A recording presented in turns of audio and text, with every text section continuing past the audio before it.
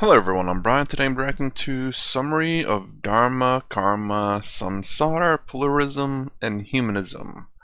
Dharma, Karma, Samsar. I'm not sure about that one. Pluralism, which is something that Lakhani pushes, and Humanism. No, let's go ahead and get started. Whew.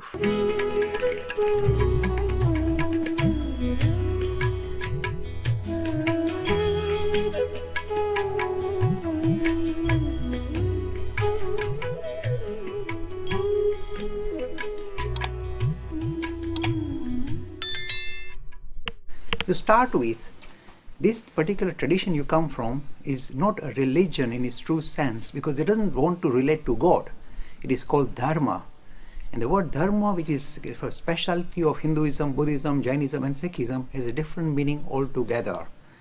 The word Dharma says making sense of the human condition, addressing and resolving the human condition. So it's focusing more on humanity rather than God in the heaven. That's the beginning of your journey. How do you practice Dharma? Very simple, if you like, modern, if you like, definition of practicing Dharma. He says, harness nature external. By that, what do we mean? See these physical forces that kind of bother us? If you can harness them and sit above them, we can use them rather than be buffeted by them. That's the story of humanity. Harnessing nature external. Now, it's not just the physical forces. We have to live with other human beings. We must, if you like, produce a civilization or codes of conduct by using which we can live peacefully with each other. So producing a civilized society by producing, if you like, ethics and morality, which we can all subscribe to and live a happy life, hopefully. So this is harnessing nature external, the physical world as well as the social and the world that we live in, the society, the civilization that we live in. This is the second part of the equation that the West doesn't have, which the Indic tradition has, is this. Not only harnessing nature external, harnessing nature internal. Because if you don't harness nature internal, you can run amok and could produce really a very a very jittery life. So all the desires, the emotions, all the drives that you possess you must come to an understanding regarding where they arise from and harness them, otherwise they'll mess up your life. Don't you see in modern Western world, the inner world has not been mastered, not been harnessed. That's why when you see all these kind of very rich people, very popular personalities cracking up, breaking down, implode. Very, very true. I mean, again, that's why there's this saying that says money money doesn't buy happiness.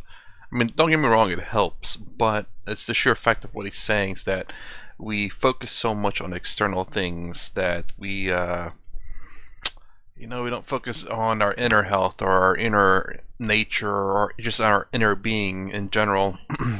It's always external. External things has to fix internal things when that's not the case.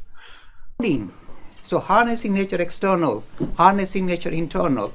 For what purpose? To reveal the divinity which is already within. See, there's no talking about God in the heaven. There's something very special about humanity, and only you can come, if you like, face to face with your deeper nature, your real nature, is by harnessing nature external and harnessing nature internal. This is the enterprise of Dharma. You see the the variation from the word religion. God doesn't come into the picture so far. Then we say, okay, there are certain aspects that we must come to terms with. One of the unique features is, of course, this law of karma. We believe that objects and events are strongly intertwined through cause and effect. This is simply recognizing the law of cause and effect in human terms. This is called the law of karma. And the thing that I've taught you at Eton is this. You must understand the law of karma in its full maturity, because most Hindus don't. Law of karma is not so simplistic, I do good things and good things happen to me. It's not something so simplistic. It simply says whatever activity you do has a habit of catching up and influencing your future. But you also recognize the maturity. There's not only what you do, a lot of other things gang up as well and produce a result. Perhaps it's out of your control completely. This is the mature idea of law of karma. The second aspect of law of karma the Hindus have forgotten is, it's not only what you set into motion, but what you fail to do. Suppose there's a situation in front of your eyes and you fail to address it, that too is going to come and bite you. There are two sides of the equation. What you do and what you forget to do is going to hit you as well. This is the mature law of karma. When you understand the law of karma in its full maturity, you do not become indifferent to yourself or become a fatalist, and you do not become, if you like, indifferent to the suffering of others. In India, this is the problem. When you see somebody down, they say they deserve it, their karma. What nonsense. Here is an issue in front of your eyes, somebody is struggling, your karma is to sort them out, not turn your back on them. And the modern Hindus have forgotten this completely. So the mature law of karma, not only what you set in motion, a lot of other things gang up as well. So don't become indifferent to your own suffering, saying I deserve it. And also recognize somebody is struggling is not because they deserve it. A lot of things ganged up against them and they are struggling, and your duty is to sort them out. This is mature law of karma. So we talked about dharma, we talked about karma. We also talked about this unique feature of the Indic religions. We believe in reincarnation. The Buddhists call it rebirth. It's a technical difference. But this is a very important idea because look, in a way death puts life into perspective, gives perspective to life. If you don't know where you're going to end up, and if it's just a very like a flicker, the life is just a flicker, then your focus is not that good. But if you know that this is a continuing journey, and you have got many opportunities to continue the progress in any particular field that you wish to, this is the more mature idea of samsar, cycle of rebirth. The things that we possess inside doesn't come to a halt when we die. They have a habit of, if you like, getting rebirth or reborn. Okay, I kind of figured samsara is samsara, but I've never heard it called samsar. I've always heard it called samsara. Theory of reincarnation is a central feature. It's a very important feature because it offers measured risk against measured rewards. It doesn't give you infinitely skewed risk-reward ratio, that you do this good and you go to heaven and enjoy for the rest of your life, for infinite years. It gives you measured risk and measured reward, so it keeps you on your toes all the time. And it doesn't produce fanatic behavior in the name of religion. That's why reincarnation has to be revisited in modern society. This is another thing termed samsar, idea of samsar. Then we also talked about, if you like, the more mundane features of religion or Hinduism. And these are ideas of what are the rituals. Now what I've told you is not that what you do, when you do, but why do you do. And I told you there are 5 reasons we carry on with rituals and why rituals are important. They act as a reminder that there's something missing in our routine life. So you carry out certain ritual to remind yourself. They've got a symbolic significance. They become an important discipline. Everything is achieved through discipline. And rituals also, suppose I meditate every day. It's a discipline. And that also produces beneficial results. And of course the law of karma. Any activity you do is bound to produce a result, hopefully a beneficial one for you. And the 5th reason why we do rituals, any rituals, religious ritual, is because it is part of an ongoing tradition. It gives you continuity with your background. That is why they are important. That's why you're eaten. It's a tradition here. So these are the 5, not what you do, why you do. That's what I've been teaching you. Why? And it's important to know the why part of the equation. So you can then evolve. As the situation changes, you can change your rituals. You're not lost track of why you were doing it in the first place. Then in the process, I also removed serious confusion you have regarding Hinduism. This is not a polytheist religion. It is a pluralistic tradition since ancient times. It says you can make spiritual progress using variety of different methods. This is the beauty of Hinduism, majestic and very comprehensive. It says you can make spiritual progress in a theistic mode because this is like a flow. You like to go think of spirituality as a personal person in heaven. If it helps you, good for you. Theistic approach. Which theos? You decide. And different religions have a different idea of theos, so be it. You can make spiritual progress without reference to a theo, say in Buddhism or Jainism. No creator God. And same thing with non-theistic Hinduism. We don't require a God to sort us out. So this is, if you like, non-theistic approach in religion. The 3rd thing that we promote is the idea you can make spiritual progress in a non-religious guise, without reference to religion even. So they feel like the matured, kind of very disciplined endeavors you have, whether it's in arts or music or science or literature or poetry, if it makes you one-pointed and focused, it will give you a deeper glimpse into the nature of reality.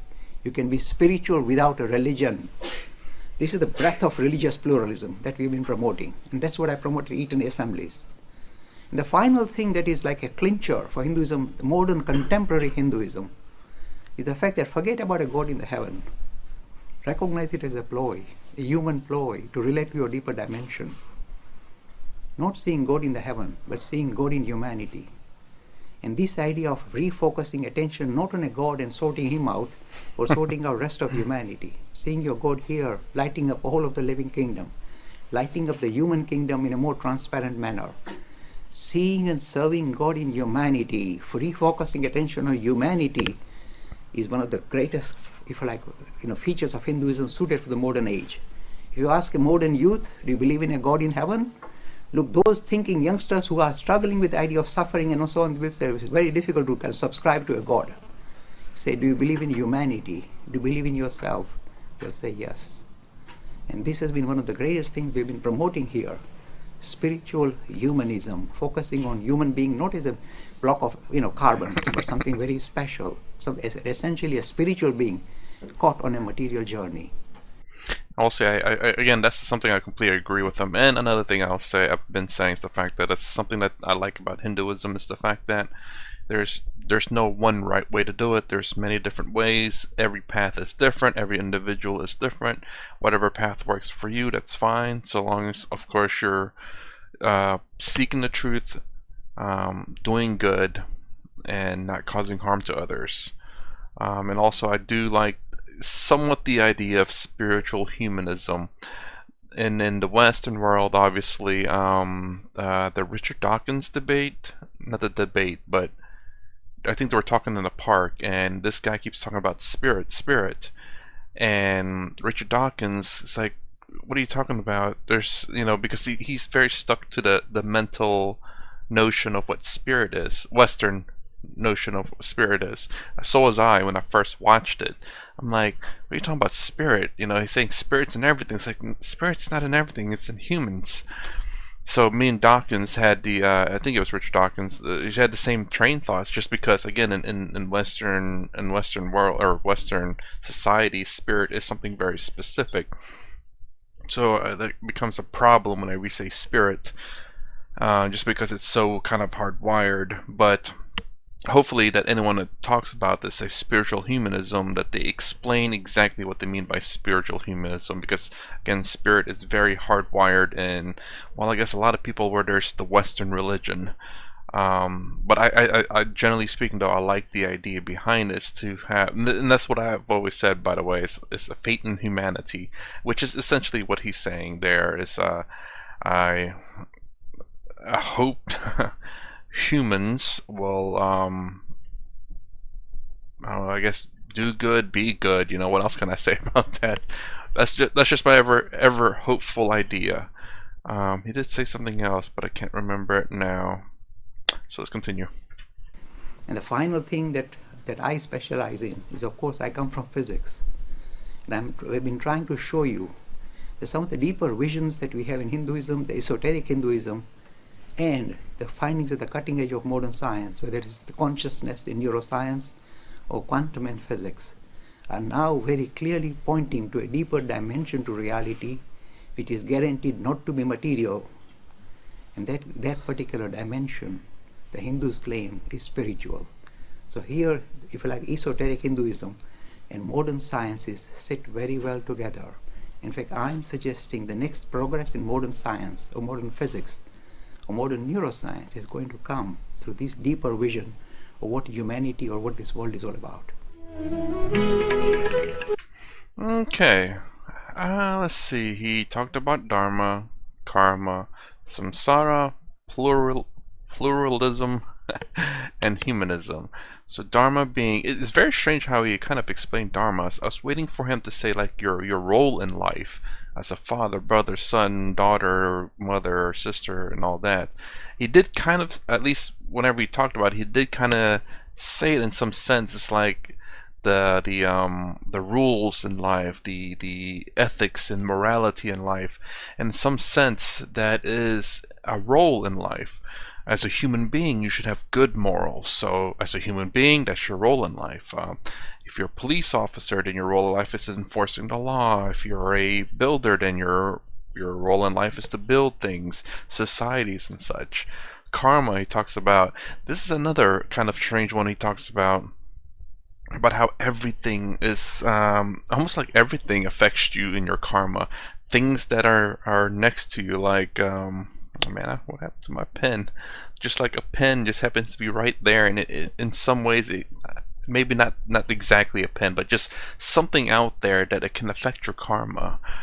Um, so far, I think the way I choose to believe in karma, because I've heard it in two different ways. One, the fact that you have absolute control over your body and your actions and your thoughts, and that is karma. Things external to that aren't necessarily your karma because you have no control over it. So if external things affect your karma and how things happen to you in life, then that's a bit unfair, I would say. Now, again, I could be wrong on that one. Now, also, I remember, I think Sadhguru talking about how your genes have karma, your DNA and all that. Every action in your body has karma, which is kind of weird, considering that, again, you don't control it, but it is part of you. It's not you, but it's part of you. And I guess, and the way I looked at that was the fact that, that your bad deeds in life maybe come back and shows up as cancer or something like that. Terrible. Samsara is the way he explained was in fact how I knew it. Just basically being constantly reborn into this life, which plays back in the Dharma and karma as well. Pluralism was something that he specifically talks about. It's about how Hinduism is just whatever way of life you have, you're welcome in here. It's Hinduism, which is something that I generally like, because it's not like a lot of the religions around in the Western world that I've lived in, where it's just this is the only way and no other way. Didn't like that at all. Then humanism, which is something also Lakhani here talks about, how even if you don't believe in gods or anything, believe in the people, the humans, your neighbors, your family, whatever it may be, believe that they can do good and will be good, that we can create a better world, I guess you could say. Anyways, that's my reaction to summary of Dharma, Karma, Samsar, which I've never heard it said that way. Pluralism, why can I not say that?